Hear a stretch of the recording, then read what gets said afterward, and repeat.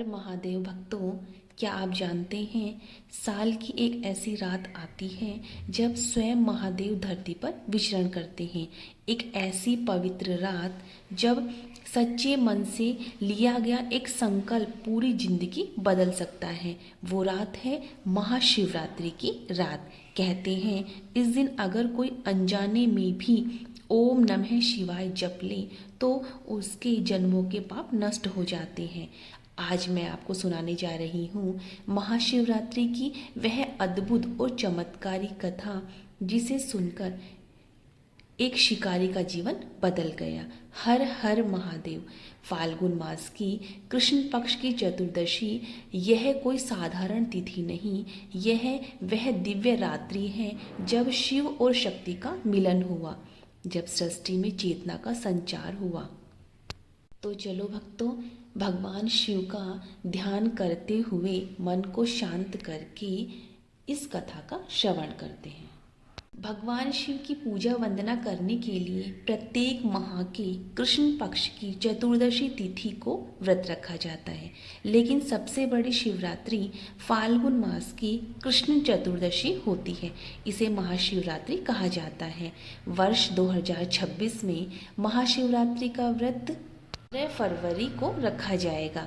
शिवरात्रि का गरुड़ पुराण के अनुसार शिवरात्रि से एक दिन पूर्व त्रयोदशी तिथि में शिव जी का पूजन करना चाहिए और व्रत का संकल्प लेना चाहिए। इसके उपरांत चतुर्दशी तिथि को निराहार रहकर महाशिवरात्रि के दिन भगवान शिव को जल चढ़ाने से विशेष पुण्य प्राप्त होता है। शिवरात्रि के दिन भगवान शिव की मूर्ति या शिवलिंग को पंचामृत से स्नान करवाइए। ओम नमः शिवाय मंत्र से पूजा करनी चाहिए। इसके बाद रात्रि के चारों पहर में शिव जी की पूजा करनी चाहिए और अगले दिन प्रातःकाल ब्राह्मणों को दान दक्षिणा देकर व्रत का पारण करना चाहिए। गरुड़ पुराण के अनुसार इस दिन भगवान शिव को बील पत्र अर्पित करना चाहिए। भगवान शिव को बील पत्र बेहद प्रिय हैं। शिव पुराण के अनुसार भगवान शिव को रुद्राक्ष, बीलपत्र, भांग, शिवलिंग और काशी अति प्रिय हैं। महाशिवरात्रि कथा इस प्रकार है। पूर्व काल में चित्रभानु नामक एक शिकारी रहता था। जानवरों की हत्या करके वह अपने परिवार को पालता था। वह एक साहूकार का कर्जदार था, लेकिन उसका ऋण समय पर न चुका सका। क्रोधित साहूकार ने शिकारी को शिव मठ में बंदी बना लिया। संयोग से उस दिन शिवरात्रि थी। शिकारी ध्यानमग्न होकर शिव संबंधी धार्मिक बातें सुन रहा था। चतुर्दशी को उसने शिवरात्रि व्रत की कथा भी सुनी। शाम होते ही साहूकार ने उसे अपने पास बुलाया और ऋण चुकाने के विषय में बात की। शिकारी अगले दिन सारा ऋण लौटा देने का वचन देकर बंधन से छूट गया। अपनी दिनचर्या की भांति वह जंगल में शिकार के लिए निकला, लेकिन दिन भर बंदी गृह में रहने के कारण भूख प्यास से व्याकुल था। शिकार खोजता हुआ वह बहुत दूर निकल गया। जब अंधकार हो गया तो उसने विचार किया कि रात जंगल में ही बितानी पड़ेगी। वह वन में एक तालाब के किनारे एक बेल के पेड़ पर चढ़ गया। रात बिताने का इंतजार करता रहा। बेल वृक्ष के नीचे शिवलिंग था जो बेल पत्रों से ढका हुआ था। शिकारी को उसका पता न चला। पड़ाव बनाते समय उसने जो टहनियाँ तोड़ी वे संयोग से शिवलिंग पर जा गिरी। इस प्रकार दिन भर भूखे प्यासे शिकारी का व्रत भी हो गया और शिवलिंग पर बीलपत्र भी चढ़ गए। एक पहर रात्रि बीत जाने पर एक गर्भिणी हिरणी तालाब पर पानी पीने पहुंची। शिकारी ने धनुष पर तीर चढ़ाकर जो ही उसे मारना चाहा, हिरणी बोली, मैं गर्भिणी हूँ, शीघ्र ही प्रसव करूँगी। तुम एक साथ 2 जीवों की हत्या करोगे जो ठीक नहीं है।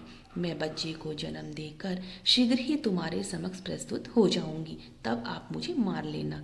शिकारी ने प्रत्यंचा ढीली कर ली और हिरणी जंगल की झाड़ियों में लुप्त हो गई। प्रत्यंचा चढ़ाने तथा ढीली करने के वक्त कुछ बीलपत्र अनायास ही टूटकर शिवलिंग पर गिर गए। इस प्रकार उसने अनजाने में ही प्रथम पहर की पूजा भी संपन्न कर ली। कुछ ही देर बाद एक हिरणी उधर से निकली। शिकारी की प्रसन्नता का ठिकाना ना रहा। समीप आने पर उसने धनुष पर बाण चढ़ाया।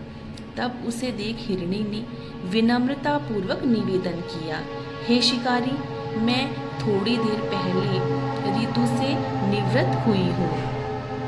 कामातुर विरहिणी हूँ, अपने प्रिय की खोज में भटक रही हूँ। मैं अपने पति से मिलकर शीघ्र ही तुम्हारे पास आ जाऊंगी। शिकारी ने उसे भी जाने दिया। 2 बार शिकार को खोकर उसका माथा ठिनका। वह चिंता में पड़ गया। रात्रि को आखिरी पहर बीत रहा था। इस बार भी धनुष से लगकर कुछ बेलपत्र शिवलिंग पर जा गिरे और दूसरे पहर की पूजा भी संपन्न हो गई। तभी एक अन्य हिरणी अपने बच्चों के साथ उधर से निकली। शिकारी के लिए वह स्वर्णिम अवसर था। उसने धनुष पर तीर चढ़ाने में देर न लगाई। वह तीर छोड़ने ही वाला था कि हिरणी बोली, हे शिकारी, मैं इन बच्चों को इनके पिता के हवाले करके लौट आऊंगी। इस समय मुझे मत मारो।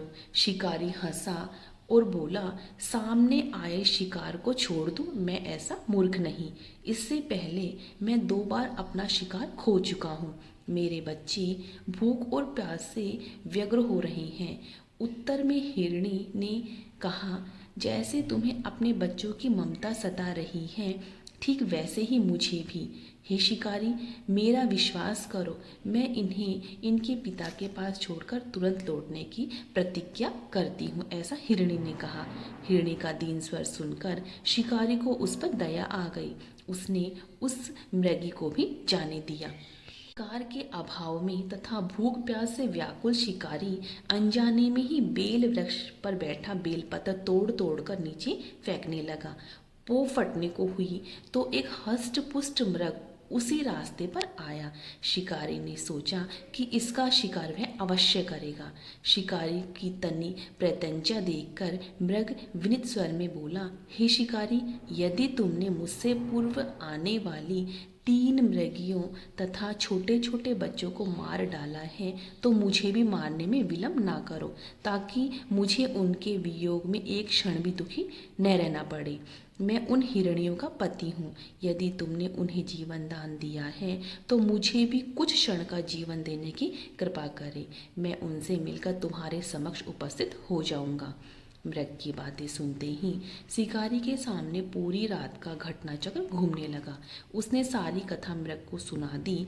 तब मृग ने कहा, मेरी 3 पत्नियां जिस प्रकार प्रतिज्ञाबद्ध होकर गई हैं, मेरी मृत्यु से अपने धर्म का पालन नहीं कर पाएंगी। अतः जैसे तुमने उन्हें विश्वास पात्र मानकर छोड़ा है, वैसे ही मुझे भी जाने दो। मैं उन सबके साथ तुम्हारे पास शीघ्र ही उपस्थित हो जाऊंगा। शिकारी ने उसे भी जाने दिया। इस बार प्रातः ही उसने देखा कि उसका उपवास भी हो गया। रात्रि जागरण और शिवलिंग पर बेलपत्र चढ़ने से अनजाने में ही शिवरात्रि की पूजा पूर्ण हो गई। पर अनजाने में ही पूजन का परिणाम उसे तत्काल मिला। शिकारी का हिंसक हृदय निर्मल हो गया। उसमें भगवान शक्ति का वास हो गया। थोड़े ही देर बाद वह मृग सपरिवार शिकारी के समक्ष उपस्थित हो गया ताकि वह उनका शिकार कर सके।